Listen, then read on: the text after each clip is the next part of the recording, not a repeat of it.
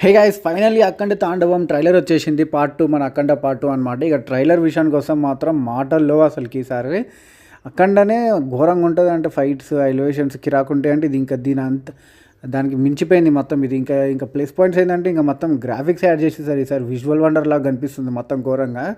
ఆది పినిషెట్టే అయితే ఈసారి ఘోరంగా ఏదో విలనిజం బాగా చూపించేటట్టే ఉన్నాడు.